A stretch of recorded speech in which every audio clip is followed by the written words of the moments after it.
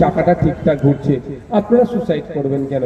আপনাদের ফসল নষ্ট হয়ে গেলে সেই প্রকল্প আছে, সেই পলিসি আমাদের রাজ্যে আছে, সেটা রাজ্যের পক্ষ থেকে আপনাদেরকে ক্ষতিপূরণের ব্যবস্থা করে দেবে। কিন্তু আপনারা দয়া করে অনুরোধ করছি আপনাদের কাছে, আপনারা আপনাদের ওই ভুল ডিসিশন আপনারা যেন নেবেন না। আপনারা যারা উপস্থিত আছেন কৃষক বন্ধুরা,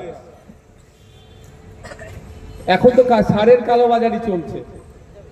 তার আগে বলি, সার তো দূরের কথা, এই যে ধান বপন, বীজ বপন আমরা করি না, বিনামূল্যে কেউ আজ পর্যন্ত বীজ পেয়েছেন?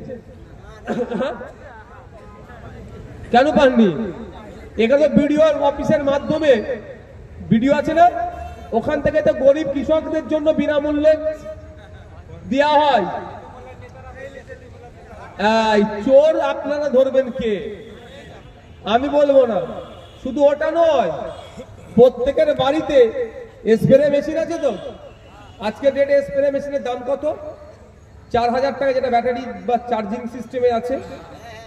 আপনারা যদি নির্দিষ্ট সময়ে বিডিও অফিসে অ্যাপ্লিকেশন করে রাখেন, যারা গরিব কৃষক আছেন, একটা নির্দিষ্ট সংখ্যায় কোনো সময় বিনামূল্যে স্প্রে মেশিন আছে ব্লকে, ব্লকের গরিব কৃষকদের জন্য, বা অনেক ক্ষেত্রে সাবসিডিতেও অনেক কিছু কৃষি যন্ত্রপাতি পাওয়া যায়। ধান কাটা মেশিন থেকে স্প্রে মেশিন পর্যন্ত, এই ট্রাক্টর থেকে শুরু করে অনেক কৃষিকাজের ব্যবহৃত যন্ত্রপাতি সাবসিডিতে পাওয়া যায়, অনেক ক্ষেত্রে ফ্রিতে পাওয়া যায়। ফ্রির কথা আমি ছেড়ে দিলাম, স্প্রে মেশিন আমাদের সবার প্রয়োজন লাগে, কিন্তু আমরা কোথায়? মার্কেট থেকে গিয়ে কিনি। কিন্তু আপনারা যদি নির্দিষ্ট সময়ে অ্যাপ্লিকেশন করে ওখানে জমা দেন এডিএ স্যারের কাছে, তাহলে আপনারা জানতে পারবেন আপ টু 40% ডিসকাউন্ট আছে, অর্থাৎ সাবসিডি আছে। অর্থাৎ আপনি মার্কেট থেকে স্প্রে মেশিনটা কিনতে 4000 টাকা খরচ লাগছে, আপনি গরিব কৃষক হলে আপনি ওখানে অ্যাপ্লিকেশন করলে ওখানে 40% আপনি পর্যন্ত ছাড় পেতে পারেন। অর্থাৎ 4000 টাকার মানে 1600 টাকা ছাড় পাবেন। কিন্তু ওই 1600 টাকা ছাড় পাচ্ছেন না, ওটা মধ্যখান থেকে লুট হয়ে যাচ্ছে আপনারা না জানার ফলে। এটা কোথায় গেলে পাবেন? ধান কাটা মেশিন অনেক দাম, অনেক দাম, অনেক দাম, ট্রাক্টর অনেক দাম, তো কি হয়েছে? আপনিও কিনতে পারবেন, সেটাও সাবসিডিতে পাবেন, লোনও আপনাকে করে দেবে এখানে সরকার দায়িত্ব নিয়ে, আপনাদেরকে জানানো হয়নি। আর আইএসএফ এর কাজ হচ্ছে আপনাদের অধিকার থেকে বুঝিয়ে দেওয়া, আপনাদেরকে জানিয়ে দেওয়া।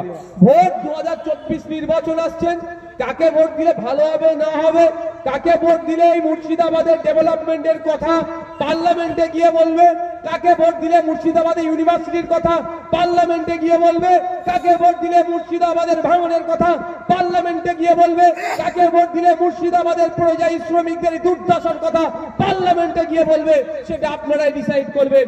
আমি আপনাদেরকে জোর করব না। তবে যদি আমাদের প্রার্থীকে ভোট দিয়ে যেতাম, আমাদের কাজই হবে এই লোকসভা এলাকায় মানুষের চাওয়া পাওয়া অভাব অভিযোগগুলো কি আছে মানুষের কাছে ঠিক ভোটের সময় এমপি যেমন দাঁড়ে দাঁড়ে গিয়ে মামা খালা ঝাঁটা বলে ভোট চাই, 5 বছর ধরে মানুষের কাছেই তাকে রেখে দেবো, 5 বছর ধরেই মানুষকে পরিষেবা দেবে, সে এসি ঘরে বসে থাকবে না শুধুমাত্র। আপনারা যদি দেন, এখানে ঘুরবে, এখানকার মানুষের চাওয়া পাওয়ার কথা শুনবে, শুনে পার্লামেন্টে বলবে যে আমার লোকসভার মানুষের এই চাওয়া আছে, যেটা তার ডিউটি।